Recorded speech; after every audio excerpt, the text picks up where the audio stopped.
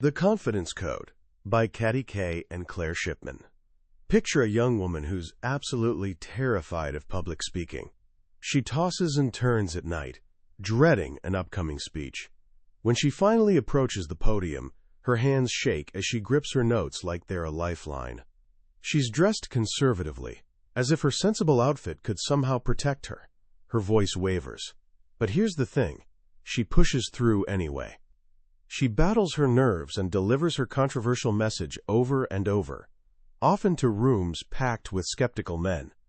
She knows conquering this fear is part of the job, so she does it. Over 50 years, she transforms into one of the most compelling public speakers of her era. That nervous young woman was Susan B. Anthony, the driving force behind women's suffrage in the United States.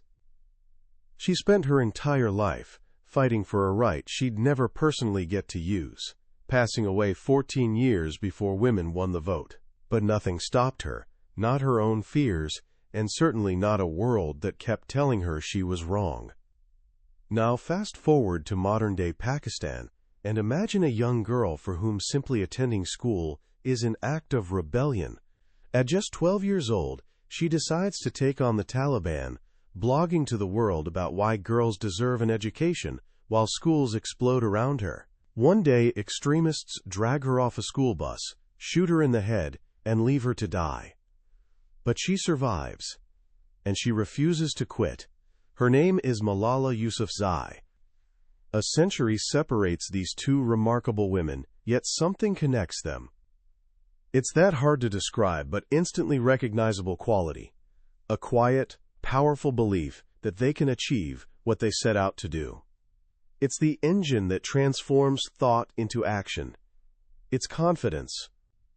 And according to journalists Katty and Claire Shipman, women are facing a serious confidence shortage. In their groundbreaking book, The Confidence Code, they embark on a mission to decode this elusive quality. They're not just sharing opinions here. They dive headfirst into the science, exploring neuroscience, genetics, and psychology to uncover what confidence really is, why there's such a massive gap between men and women, and most crucially, what we can actually do to build more of it. By the time we're done today, you'll understand the hidden code of self-assurance. You'll discover why being good at what you do isn't enough to succeed. And you'll learn simple, practical steps to rewire your brain and unlock the kind of confidence that doesn't just change what you do, but who you are. This isn't about feeling good. It's about learning to act, to take risks, and to live a bigger, bolder life. Let's dive in. If you believe success goes to the most talented, skilled, or competent people, well, I've got some uncomfortable news for you. The world doesn't quite work that way. The authors Katty and Claire Shipman spent decades as journalists interviewing some of the most powerful and accomplished people on the planet. And they kept noticing something odd. They'd meet incredibly capable women, CEOs, lawmakers, brilliant engineers, who seemed haunted by self-doubt. A successful investment banker would confess she didn't really deserve her big promotion. A pioneering engineer would admit she wasn't sure she was the best choice to lead a new project. Even Sheryl Sandberg, the COO of Facebook, acknowledged that some mornings she wakes up feeling like a fraud. Meanwhile, their male counterparts seem to operate with a completely different inner voice. Even when they were wrong, they sounded certain. The authors saw it in their own lives, too. Katty, despite having a top-tier education and speaking multiple languages, spent years convinced she wasn't smart enough for the best journalism jobs. Claire found herself deferring to the louder, more certain male journalists around her, assuming their confidence meant they knew more. They started wondering, is this just a handful of isolated stories, or is there an actual, measurable confidence gap between men and women? The data they uncovered is jaw-dropping. Studies show men initiate salary negotiations 4 times as often as women do. And when women do negotiate, they ask for about 30% less. One professor in England has been asking her business students for years what they expect to earn 5 years after graduation. Year after year, men expect to earn significantly more. On average, Men believe they deserve about $80,000, while women settle on $64,000. That's not about ability. It's about self-worth. Women effectively believe they're 20% less valuable. Perhaps the most famous piece of evidence comes from an internal study at Hewlett-Packard. They discovered that women would only apply for a promotion when they felt they met 100% of the qualifications listed. Men, they were perfectly happy to apply when they met just 60%. Men are comfortable leaning in, even when underqualified. Women, overqualified and overprepared, still hold back. We feel we need to be perfect. This raises a question that sits at the very heart of the book. What if confidence is actually more important than competence when it comes to success? A psychologist at UC Berkeley named Cameron Anderson decided to test exactly this. He gave students a list of historical names and events, but sneaked in some fakes, like Queen Shattuck and Murphy's Last Ride. He found that students who checked off the most fake items, the ones who were not only less competent, but also thought they knew more than they did, achieved the highest social status in the group. They were more admired, more listened to, and had more influence over decisions. Anderson's conclusion is both infuriating and enlightening. He says that when people are confident, they display certain behaviors: expansive body language, a calm vocal tone, a tendency to speak early and often. Others see this display and grant them respect and influence. Whether they're actually good at what they do is, in his words, kind of irrelevant. So if competence isn't the key and confidence is, we have to ask, what exactly is this stuff? For a long time, we've confused confidence with its cousin, self-esteem. Self-esteem is your general feeling of self-worth. I am a valuable person. It's important, but it's not the same as confidence. Confidence is about action. It's the belief that you can do something. It's not, I am great. It's, I can make this happen. To find the purest form of confidence, the authors visited a neuroscientist named Adam Capex, who studies rats. Why rats? Because they aren't complicated by ego or emotion. Capex puts a rat in a box with 3 ports.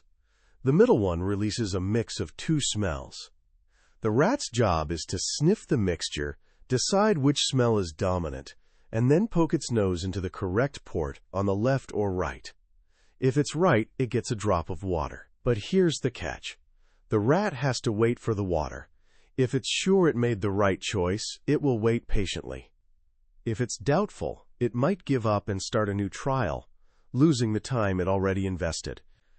How long the rat is willing to wait is a pure biological measure of its certainty. It is, in its most basic form, a demonstration of confidence. The rat is making a calculation and then betting on its decision.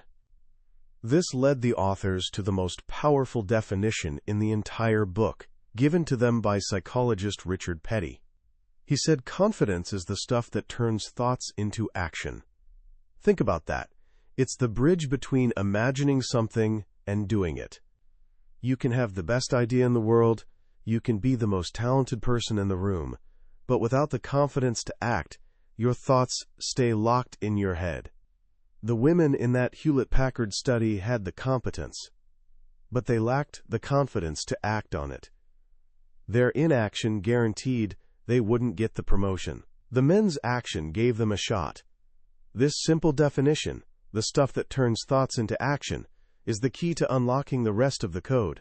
Because if confidence is about action, then it's not just a feeling you're born with, it's something you can build. But first, we need to understand where our baseline confidence level comes from. Is it nature or is it nurture? The science says it's both. Let's start with nature. Are some people just born more confident? The answer is a surprising yes. The authors visited a research facility run by neuropsychologist Steve Suomi, who's been studying a colony of rhesus monkeys for over 40 years. Monkeys, as it turns out, have distinct personalities, just like humans. Some are bold, adventurous leaders. Others are anxious and withdrawn. Suomi discovered that these personality traits are linked to our genes. Specifically, he looked at a gene called SLC6A4, the serotonin transporter gene. You've probably heard of serotonin. It's a chemical in our brain that helps regulate mood.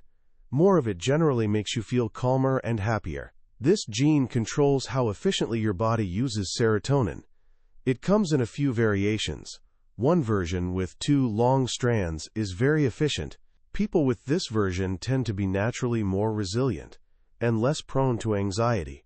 Another version with 2 short strands is inefficient. People dealt this hand are more susceptible to anxiety and depression. Suomi found he could predict which monkeys would be bold leaders and which would be anxious followers just by looking at their DNA. And here's the kicker. Humans have this exact same gene variation. This is just one piece of the genetic puzzle. There are other chemicals at play. There's dopamine, the chemical of motivation and reward, which drives us to explore and take risks. A variation of the dopamine gene, often called the adventure gene, is common in extreme athletes and risk-taking investors. Then there's the COMT gene, known as the warrior gene. It controls how quickly your brain clears away dopamine, especially under stress. Warriors clear it quickly, so they perform best under pressure. Think of the star athlete who only shines in the final minutes of a big game. Warriors, on the other hand, clear dopamine slowly. Under normal conditions, this helps them focus and concentrate, and they often have higher IQs. But when stress hits, their brains get flooded with too much dopamine, and they can shut down or choke. Finally, there's oxytocin, the cuddle hormone. It promotes bonding, trust, and optimism. A positive outlook on the world makes it much easier to take risks and act. Just like the other genes, some of us are born with a more efficient version of the oxytocin gene than others. The authors, intrigued by all this, decided to get their own genes tested. They both discovered they have the, quote, warrior COMT gene and the less efficient short-long serotonin gene. Genetically speaking, their profiles suggested a tendency toward anxiety, not confidence. Yet here they were, successful journalists who appear on live television for a living, one of the most stressful jobs imaginable. How is that possible? This brings us to the other side of the equation, nurture. Our genes are not our destiny, they're more like a blueprint. Our life experiences, our environment, our choices, our habits, are what build the house. And the most exciting discovery in modern neuroscience is that we can actually change the physical structure of our brains at any age. It's called neuroplasticity. Think of your brain not as fixed hardware, but as a dynamic network of roads. When you have a recurring thought or perform a repeated action, you're strengthening a particular neural pathway.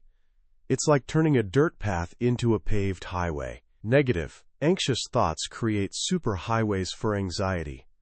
But the reverse is also true. By consciously choosing new thoughts and behaviors, you can literally build new roads in your brain. Scientists have seen this in action. In one study, people suffering from a fear of spiders underwent a single 2-hour therapy session where they learned to approach and touch a live tarantula. Brain scans taken before and after showed a remarkable change. Activity in the amygdala, the brain's fear center, quieted down. And this change was still there 6 months later. They had physically rewired their fear response. Meditation has a similar effect. Studies show that after just 8 weeks of regular meditation, the amygdala actually shrinks, while the prefrontal cortex, the center of calm, rational thought, becomes more active. So our genes give us a starting point, a certain tendency, but what we do with it matters just as much, if not more. This is where the confidence gap between genders really starts to widen, because society nurtures boys and girls in profoundly different ways. From a very young age, girls are often rewarded for being good, for being quiet, compliant, and pleasing others. In school, this behavior pays off. Girls tend to get better grades. As author Carol Dweck says, if life were one long grade school, women would be the undisputed rulers of the world. But the real world isn't grade school. The workplace doesn't reward you for perfect spelling and exquisite manners. It rewards risk-taking, assertiveness, and self-promotion. behaviors that are often discouraged in girls but celebrated in boys.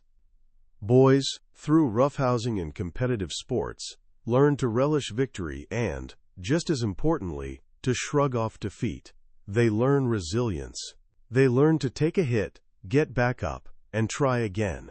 Girls, who drop out of sports at 6 times the rate of boys during adolescence, often miss out on these crucial lessons in competition and failure. The result? Women enter the workforce trained for perfection, while men enter it trained for action. We believe that if we just work hard and keep our heads down, our talent will be recognized. But we watch as our male colleagues, who are often less capable but project more self-assurance, get promoted over us. This creates a terrible double bind. When women do act assertively, like men, we pay a social penalty. A man who speaks up in a meeting is a leader. A woman who does the same is often labeled bossy or worse.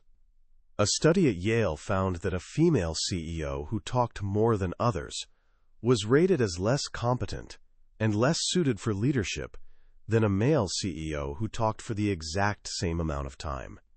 Faced with this, it's no wonder so many women hold back. We're afraid of being disliked. We're afraid of being criticized. This fear leads to a cascade of self-sabotaging habits that become the assassins of confidence.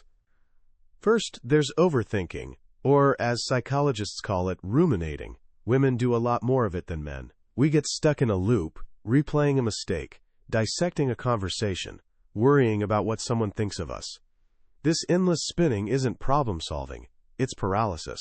It's the opposite of action. While we're stuck in our heads, the world is moving on without us. Second, we internalize failure. When a man faces a setback, like not getting a job, he tends to blame external factors. The competition was tough, or they didn't review my application fairly. This is called external attribution. It protects his confidence. When a woman faces the same setback, her reaction is often personal. They found me out. I wasn't good enough. This is internal attribution, and it's devastating. It turns a single event into a story about our fundamental inadequacy. And third, the most crippling habit of all, the pursuit of perfection. This is the good girl syndrome all grown up. We feel we cannot act until we're perfectly ready, perfectly qualified, perfectly sure of the outcome. But perfection is an impossible standard. It keeps us from trying new things, from taking risks, and from making mistakes, the very things we need to do to build confidence. Perfectionism isn't a sign of high standards. It's a cage built from fear. So here we are. We're wired with a certain genetic predisposition. We're nurtured by a society that sends mixed and often damaging signals. And we've developed a set of mental habits that hold us back. It can feel like a pretty bleak picture. But remember the core of this book. Confidence is the stuff that turns thoughts into action, and action is a choice. We have the power to break these patterns. We can choose to nurture ourselves in a new way. The authors call this the new nurture. It's not about empty praise or making life easy.